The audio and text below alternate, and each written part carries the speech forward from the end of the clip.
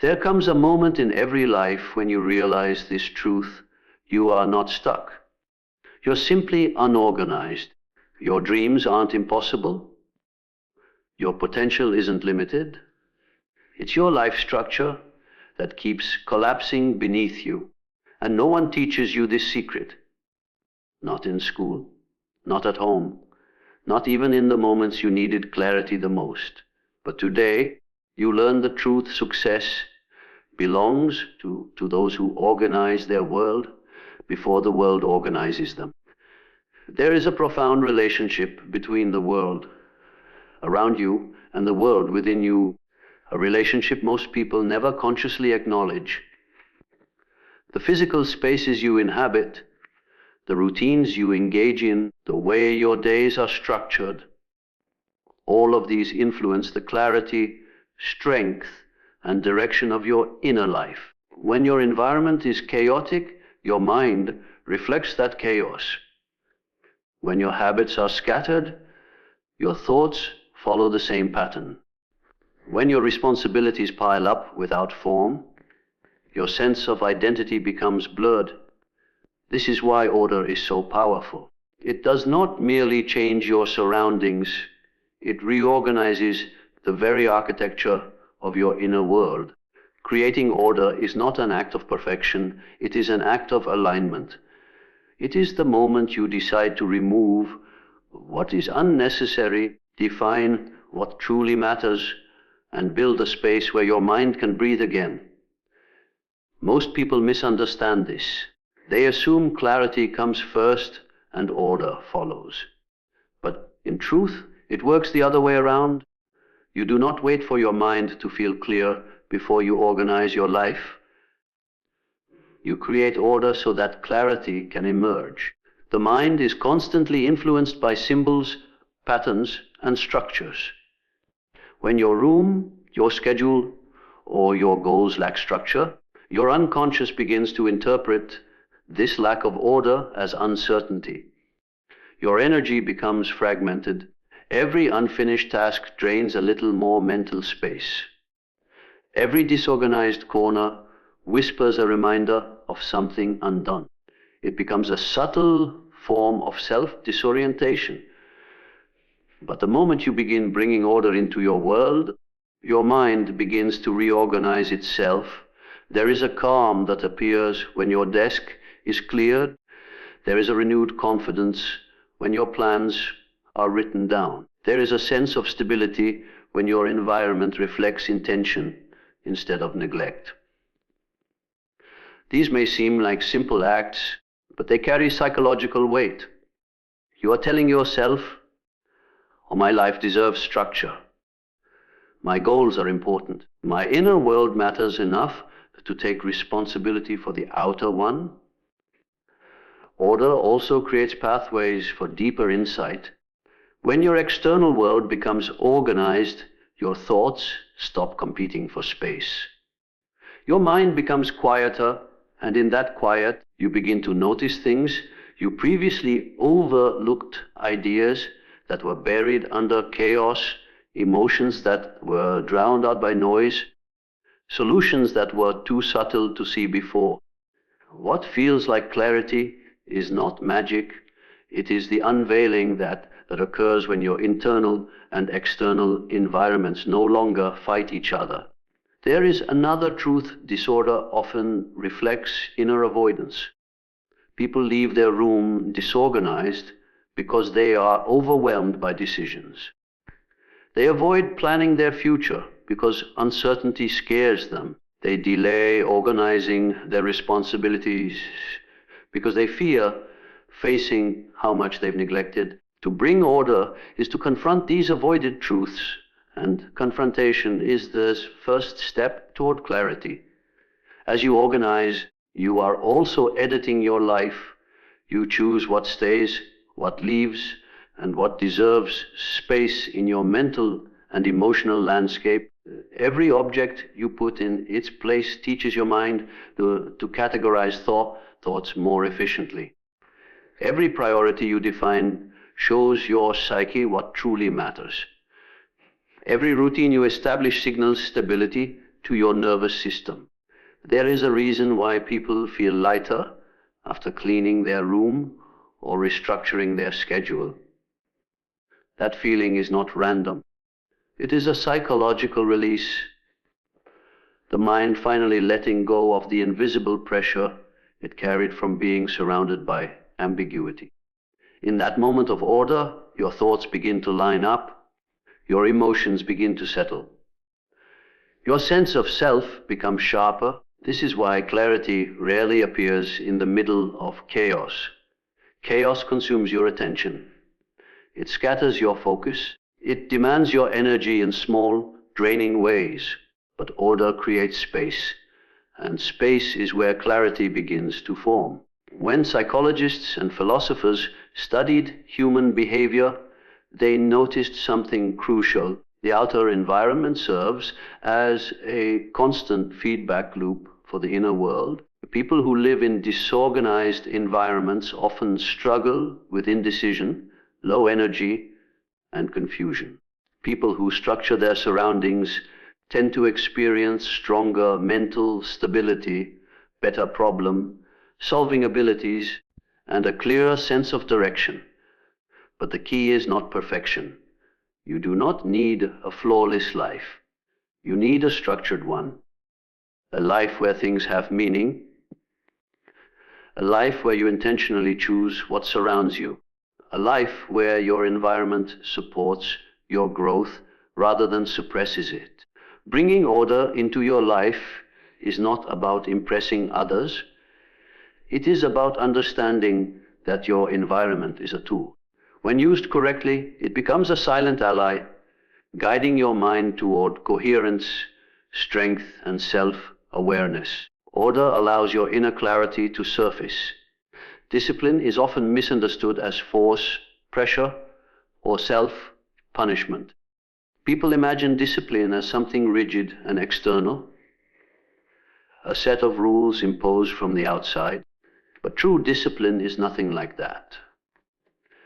True discipline is a conversation you have with your own inner world. It is a dialogue between who you currently are and who you are trying to become. It is one of the most intimate forms of self-communication because every act of discipline sends a message about what you value, what you are willing to commit to, and what kind of life you believe you deserve. When you avoid discipline, you are not simply avoiding work, you are avoiding yourself, you are avoiding the voice within you that knows you are capable of more. You are avoiding the future version of you that is quietly waiting for you to take responsibility. And you are avoiding the truth that comfort, while inviting often leads you toward a smaller life. Discipline may feel uncomfortable, but it is always honest.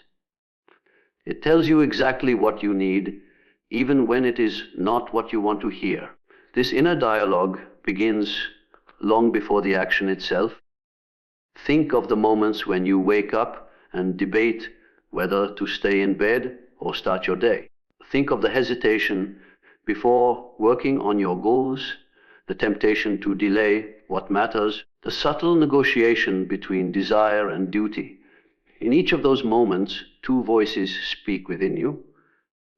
One voice seeks ease, familiarity, and escape. The other voice seeks growth, clarity, and purpose. Discipline is choosing which voice you allow to lead. This choice does not make you a machine. It makes you self-aware. Discipline is not about suppressing your emotions or shutting down your needs. It is about listening to them deeply enough to understand which ones are real and which ones are disguises for fear or avoidance.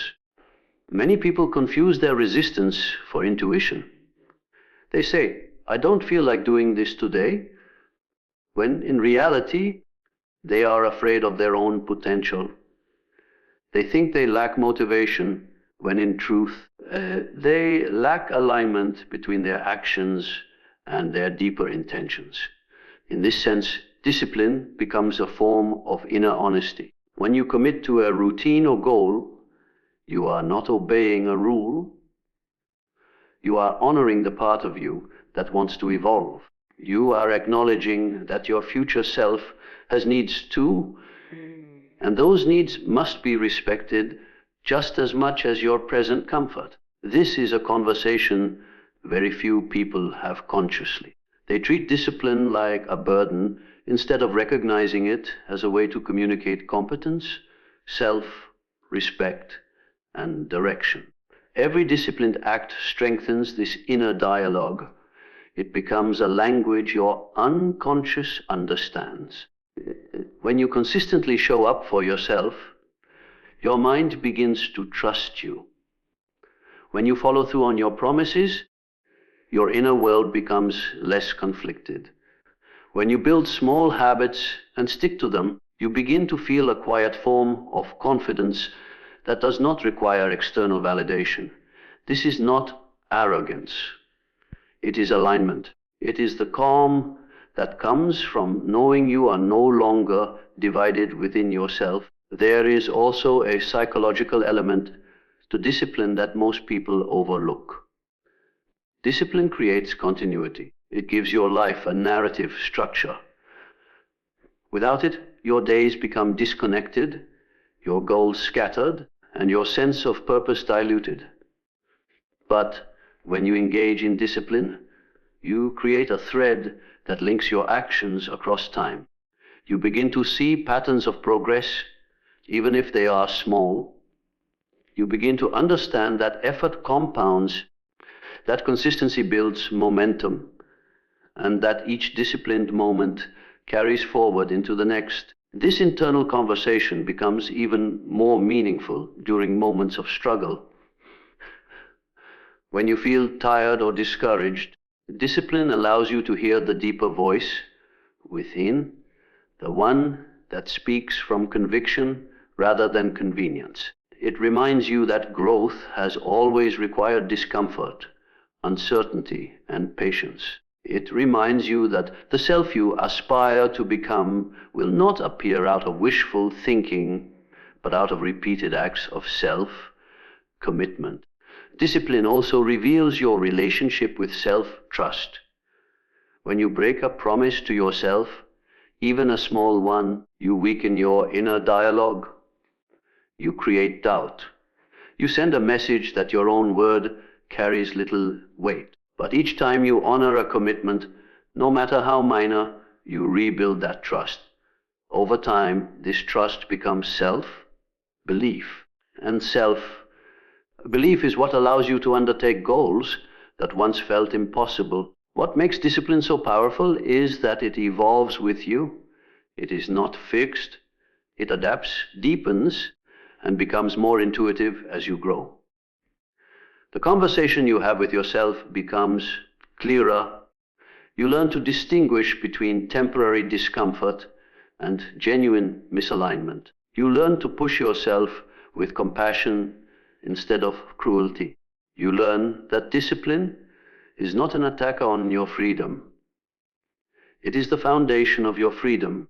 When you recognize discipline as a dialogue with the self, everything changes.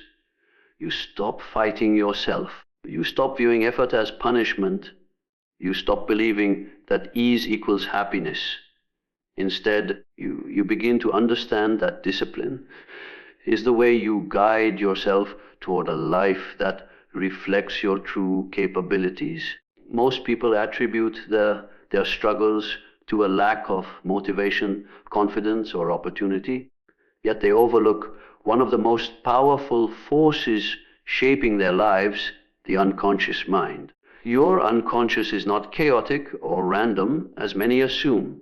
It is highly responsive to patterns, cues, and structure. It thrives on consistency, clarity, and repetition. When your life lacks structure, your unconscious becomes overwhelmed by ambiguity. When your days follow intentional patterns, your unconscious becomes an engine of stability and strength, quietly guiding you toward growth without you needing to force it. The unconscious mind operates beneath your awareness. It is the reservoir of habits, memory, intuition, and instinct. It constantly scans your environment, looking for cues to determine whether you are safe, purposeful, or lost.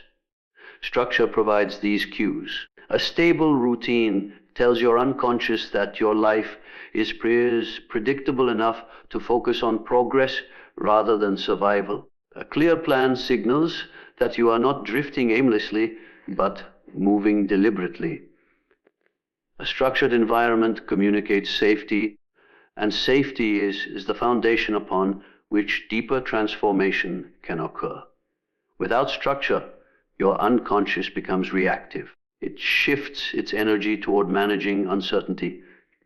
It sends signals of anxiety, restlessness, or procrastination because it lacks a framework through which to interpret your daily life. You might think you are lazy or undisciplined, but often the truth is simpler.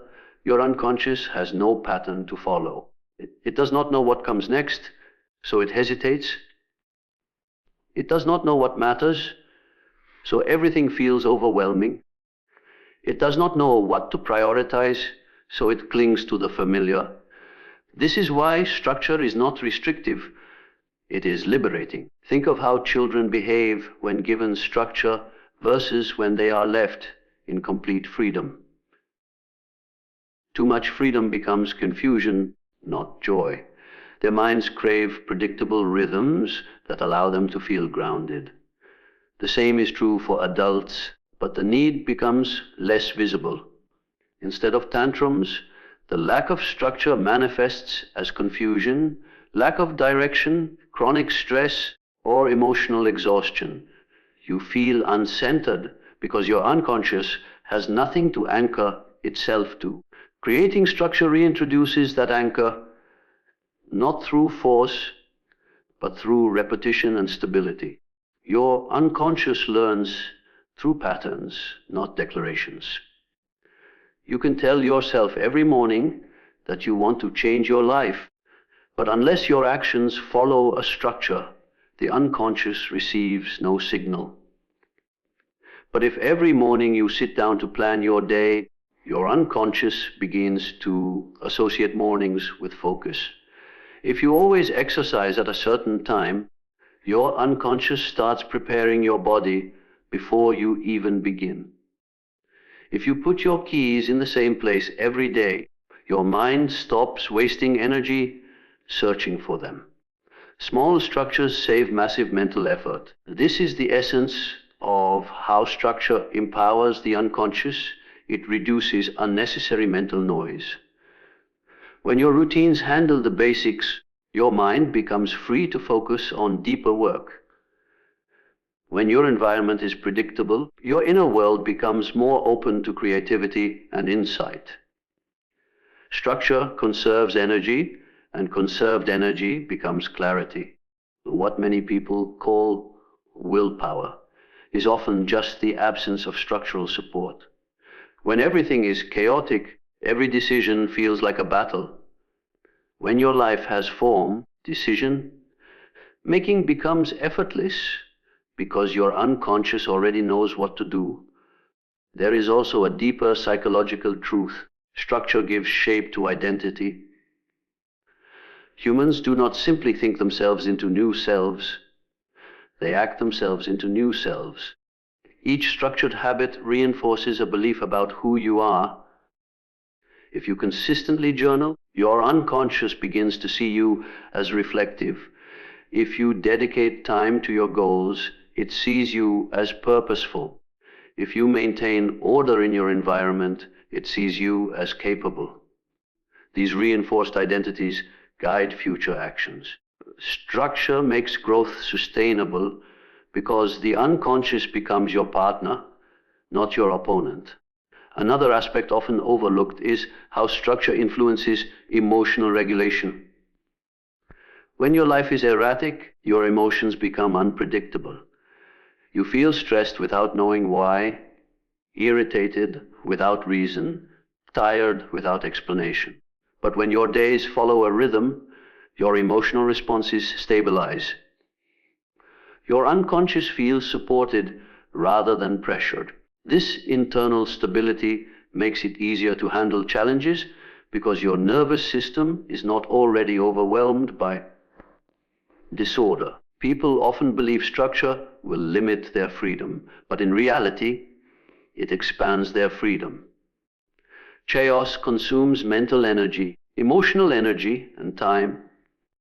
Structure returns that energy to you. It gives you more space to think, more clarity to choose, and more confidence to act. The unconscious thrives not when life is rigid, but when life is organized enough for it to understand its role within it. By creating structure, whether through routines, organized spaces, or consistent habits, you allow your unconscious to move from survival mode into creation mode. This shift may be subtle, but it transforms how you show up, how you think, and how you grow. Avoidance is one of the most common human behaviors, yet one of the least understood. People avoid tasks, decisions, responsibilities, conversations, and emotions, believing that avoidance protects them from discomfort. But the truth is the opposite.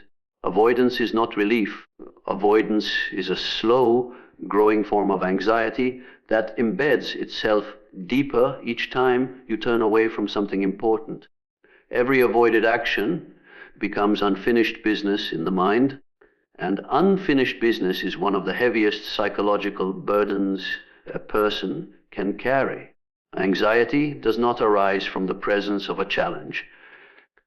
Anxiety grows from the prolonged refusal to face that challenge.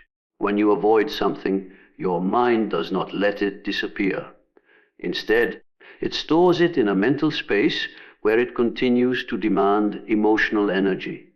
The task you didn't complete still whispers at you. The message you didn't respond to still lingers.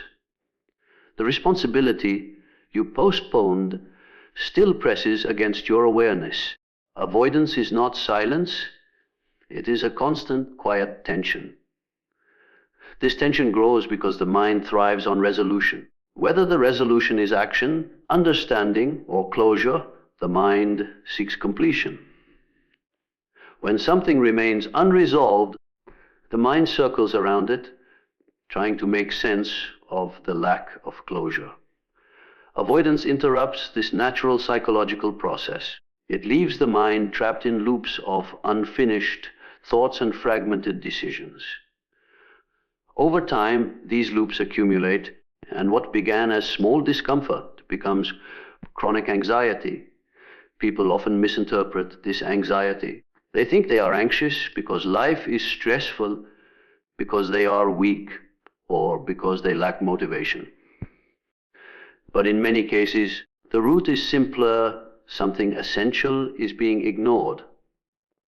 Something meaningful is being pushed aside. Anxiety increases as avoidance increases because each act of avoidance reinforces a belief within the unconscious that the avoided task is dangerous or impossible. The more you delay, the more threatening it feels. Avoidance also creates a distorted perception of difficulty. A small task, when avoided repeatedly, begins to look enormous. A simple conversation becomes a mountain. A straightforward decision becomes an existential crisis. The mind exaggerates what it has been denied the chance to confront.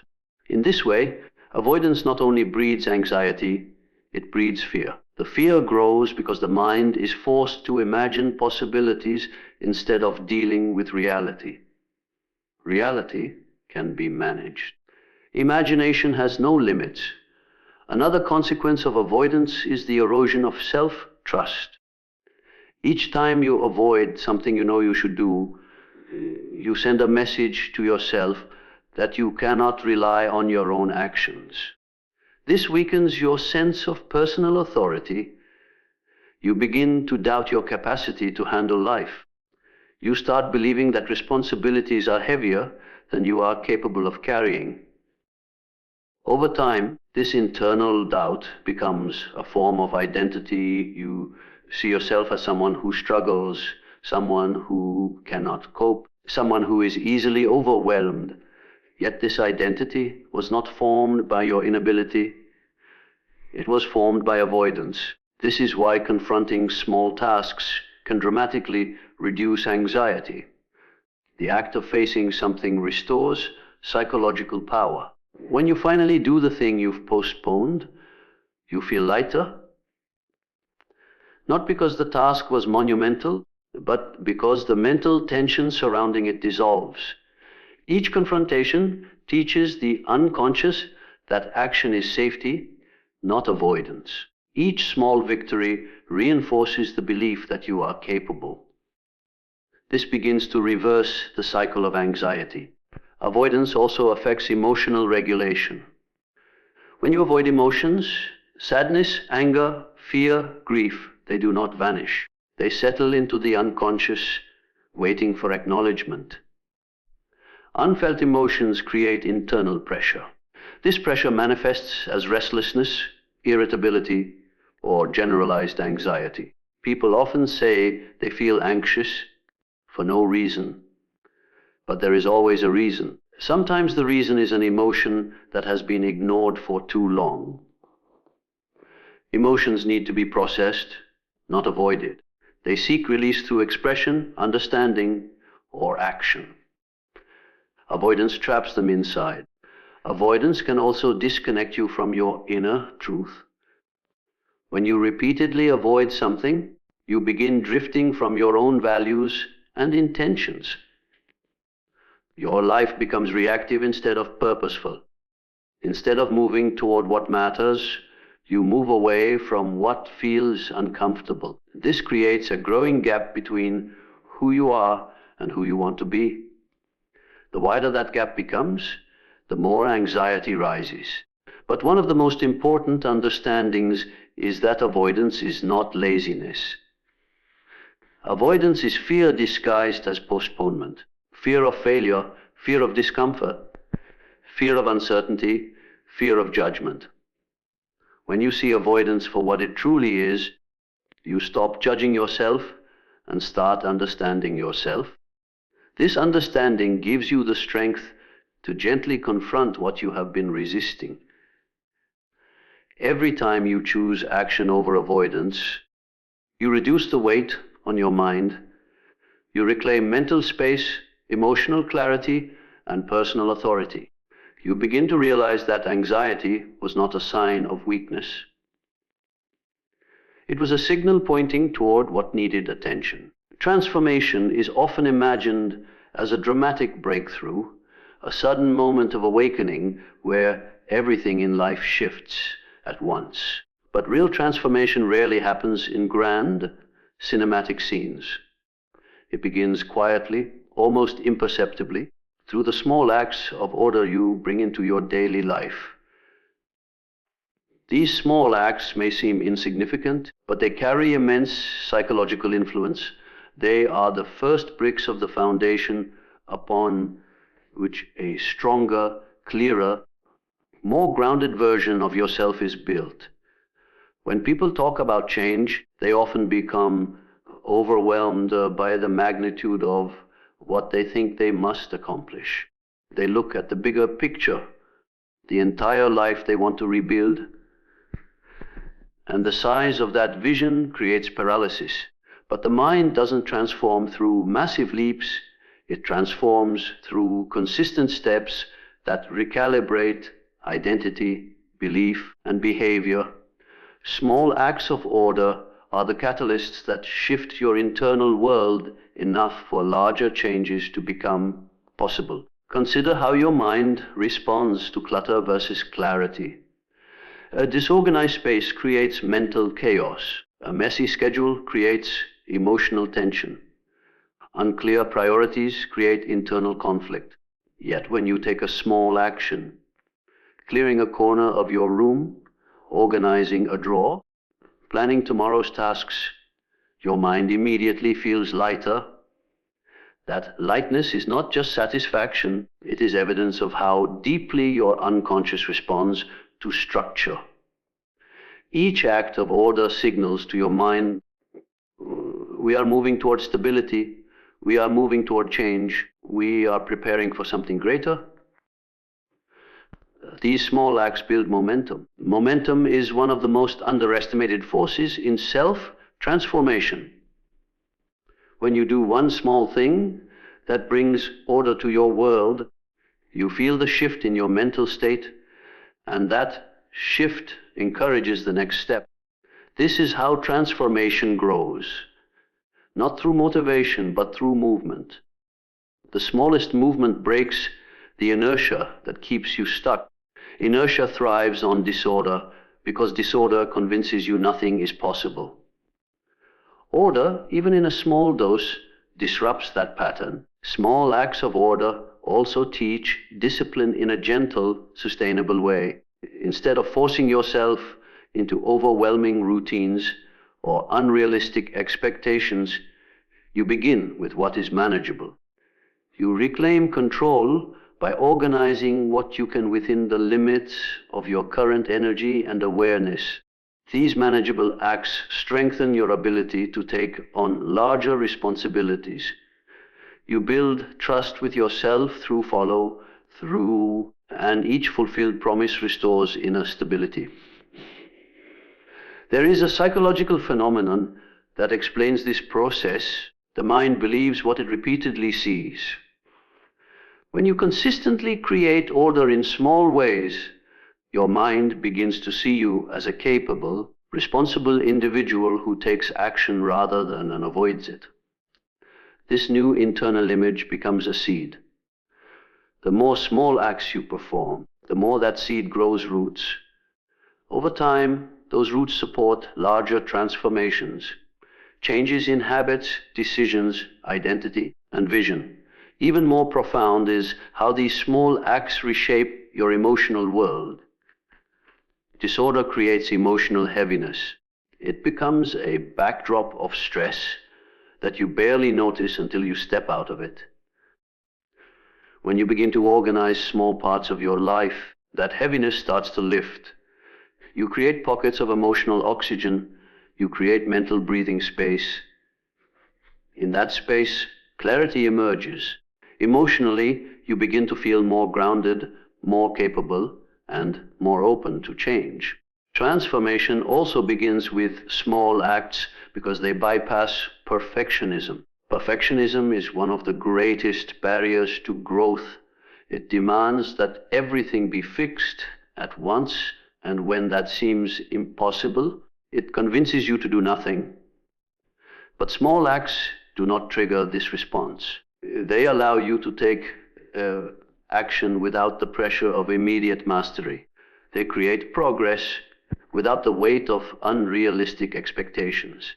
These acts also reveal the deeper truth that every major transformation is actually composed of countless small decisions. A transformed life is not a new life, it is a reorganized life. It is a life where your actions, environment, and priorities are aligned with your values instead of your fears. Every time you organize something small, you realign a part of yourself. Every time you take one small step forward, you shift the direction of your future in ways you may not see immediately, but will eventually feel unmistakably. Small acts of order accumulate. They compound. They become habits. They become identity. And identity is what determines the life you create. You do not become transformed by wishing for a different future. You become transformed by consistently bringing order to what stands in front of you, one small step at a time.